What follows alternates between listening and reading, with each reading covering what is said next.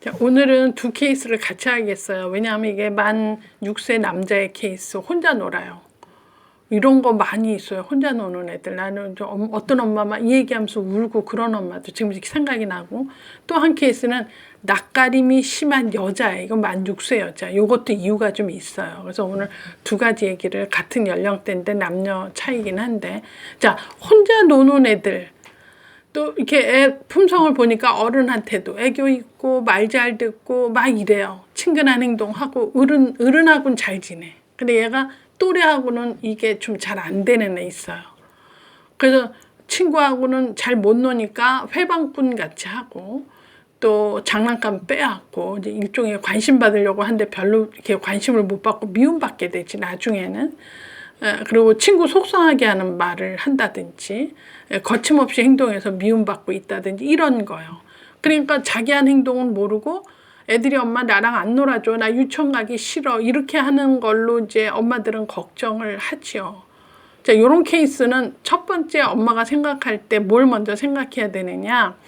혹시 우리 아들이 애들한테 미움받는 행동을 하지 않는가, 이거 한번 보셔야 돼요. 그럼 어떤 게 미움받는 행동이냐면, 엄마 난 쟤랑 놀기 싫어, 뭐 이런 얘기 쉽게 한다든지, 나는 내가 갖고 놀래, 그거 내가 갖고 놀래, 그래서 자기 주장을 너무 핀다든지, 누굴 콕 집어서 난 너랑 놀기 싫어, 이런 얘기 하는 것은 사실은 개또리 문화에서도 보이지 않는 이렇게 뭐랄까 통용되는 그 용어가 있어요. 그런 애는 애들도 싫어합니다.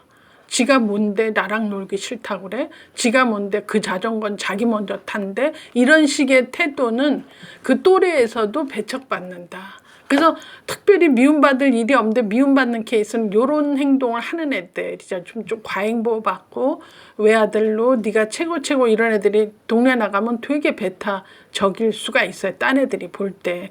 그래서 제가 예전에 본 것 중에 자기의 놀이터에 노는 걸 관찰을 쭉 한 걸 저한테 얘기해 준 엄마가, 나 그 얘기 듣고 나도 너무 썰렁하고 슬펐는데, 그래 너 나가서 놀다 와. 그럼 이제 그 아파트 베란다에서 이렇게 내다보면요, 아들이 가면 애들이 이렇게 노는 데 가서 이렇게 우리 아들이 들어간대. 이렇게 들어가면 한참은 베란다에서 보면 한 1, 2분 동안은 그 한 4명하고 6명하고 같이 있는 것 같이 보이다가 뭐 마루걸레 칠하고 좀 뭐 딴질하고 나서 다시 베란다 가 보면 한 5분 뒤에 보면 그 애들이 전부 딴 데가 있고 아들 혼자만 그 자리에서 논다는 거예요. 그러기를 너무나 많은 순간 봤다는 거예요. 그래서 그거 되게 속상하잖아요. 그렇다고 언제 끝까지 보면 무슨 우리 애가 뭐 애를 밀치고 때려서 애들이 저쪽까지 한 게 아니라, 그냥 어찌어찌 무슨 얘기하다가 애들이 슬슬슬 뭐 그 얘기를 자세히는 안 들어봤지만 슬슬슬 피해서 야, 얘 놔두고 저쪽까지 하는 식으로 이렇게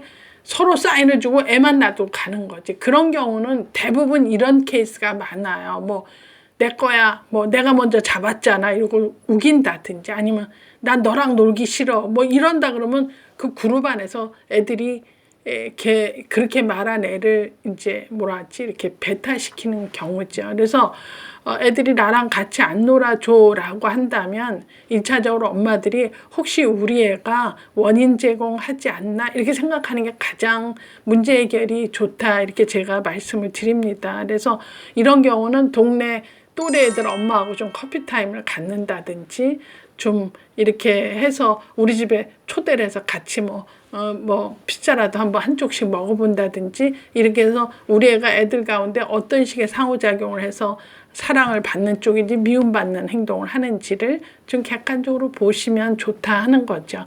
요런 케이스 애 키우는 집 한두 번 다 겪어요. 뭐 우리 애만 별나서 내가 이런 거 너무 창피하다 이렇게 생각하지 말고 한 번쯤 요런 식으로 한번 해보고, 다른 엄마들한테 우리 애가 어때요 소리 얘기 듣고 싸움하려고 하지 말고, 아 그래요? 그럼 나도 한번 봐야 되겠네. 그리고 놀이 상황을 잘 관찰하고 이러면 이제 차차 엄마가 개입하면 좋아지죠. 그러니까 그런 얘기를 듣고 어떤 엄마는 보면 우리 애가 어떤 애 특별히 더 좋아하는데 걔랑 놀고 싶으면 꼭 티셔츠를 쭉 잡아당기면서 막 걔가 싫어하는지도 모르고 해. 걔네 이거는 딴애는 좋다는 표정으로. 자, 그럴 경우는 엄마가 옆에 가서 그렇게 옆구리 잡아당기지 말고 너 우리 집 가서 놀래? 이렇게 얘기해봐. 지금 해봐. 그러면 제가 그래? 니네 집 가고 싶어? 이러고 따라오면서 친구 되는 거야. 네가 그런 얘기도 안 하고 옷만 잡아당기니까 쟤는 싫어하잖아. 네가 한번 해봐라. 그리고 엄마가 지적하면요, 아들은 바로 그대로 엄마 하라는 대로 해요.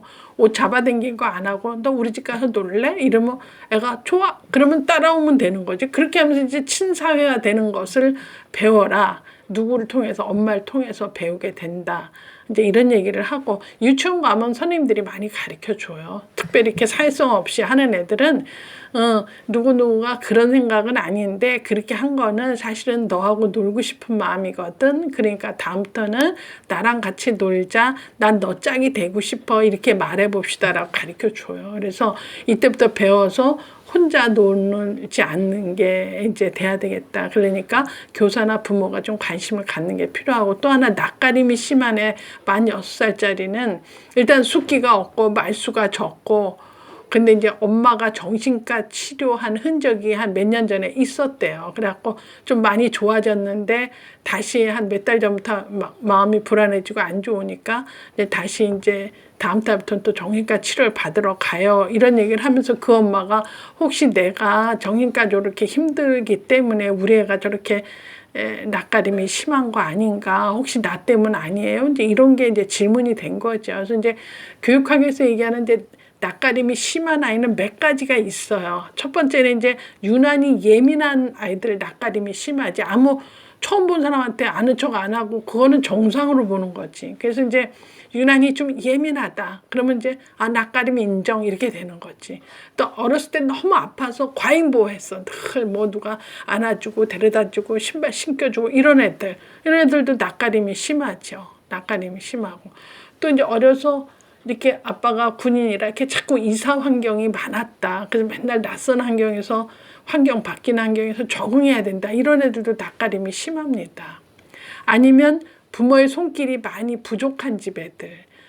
지금 요런 케이스는 이제 엄마가 정신과 이제 병력이 있기 때문에 이제 엄마가 우울한 케이스는 자기 우울에 빠져서 애 이렇게 케어하기가 힘들어요. 일반적으로. 그런 경우는 애 입장에서 볼 땐 부모의 손길이 많이 이제 미치지 못해서 오는 어떤 약간 방임된 케이스가 이제 낯가림도 있다. 그래서 이제 이렇게 방임된 케이스의 낯가림은 생후 6개월부터 한 만 3세까지인데 얘는 벌써 유치원까지 계속 간 거 보니까 엄마가 이게 주기적으로 이제 정신과적으로 힘드니까 애하고 이렇게 적극적으로 놀아준다든지 활기찬 하루가 아니었지 않았는가 이렇게 생각이 들어져요. 그래서 이제 엄마가 이제 본인이 아프고 병원 다니니까 이제 과잉보호할 수도 있고 또 아니면 엄격하게 한테 들이댈 수도 있다. 이 두 가지가 전부 원인 제공이 된다. 이제 이렇게 생각이 들죠. 그래서 이제 특별히 낯가림이 심한 아이를 얼른 누구하고 친해지게 하려고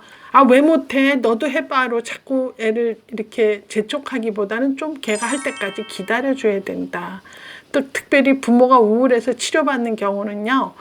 엄마가 이렇게 옆집 가고 뒷집 가고 아줌마 또 데리고 와서 집에서 커피 타임 하고 하는 거가 참 하기가 싫을 것 같아요. 그래서 주로 집에만 있기 때문에 애도 낯가림이 심한 아이가 될 수밖에 없다. 이렇게 상호작용하기가 어려우니까. 그래서 좀 어울릴 수 있는 기회를 좀 주는 게 필요하다 이런 생각이 들고, 그래서 이제 그 낯가림을 해소하기 위한 여러 가지 방법으로 이렇게 절차가 좀 있어서 제가 조금 소개를 한다면, 예를 들어 엄마 친구가 왔는데 애가 볼 때는 엄마 친구는 처음 보는 거잖아요. 태어나서 처음 보는 엄마죠. 근데 엄마는 그 사람 옛날 고등학교 친구니까 친하죠.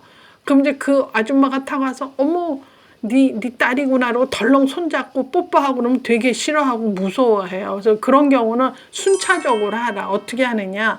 덜렁 가서 애 손잡고 하지 말고 일단 엄마랑 이렇게 커피 한 잔 놔두고 대화를 하고 같이 마시고 이렇게 웃고 이런 거 대화하고 같이 차를 마신다든 이런 일들을 좀 하는데 마시면서도 보니까 화내는 게 아니라 이렇게 친절한 사람 같이 웃고 이렇게 재미진 것 같은 분위기를 좀 자아내잖아요. 그러면 이제 서서히 한 30-40분 되면 그 엄마 친구하고 시선을 좀 맞춘다든지 그러면서 엄마 친구가 넌 참 이쁘게 생겼구나. 머리핀도 이쁘다. 이렇게 하면 살짝 미소를 줄 수 있을 정도. 이거 대단히 어느 정도 시간이 필요한 일을 하는 거죠. 그래서 덜렁 이렇게 낯가림이 심한 애가 얼른 맨 다리를 잡는다든지 손을 잡는다든지 볼에다 뽀뽀를 한다든지 꽉 끼워놔 준다든지 이런 일들은 굉장히 애로하고 오히려 불안을 조성하는 거다. 그래서 이제 대화하고 같이 차 마시며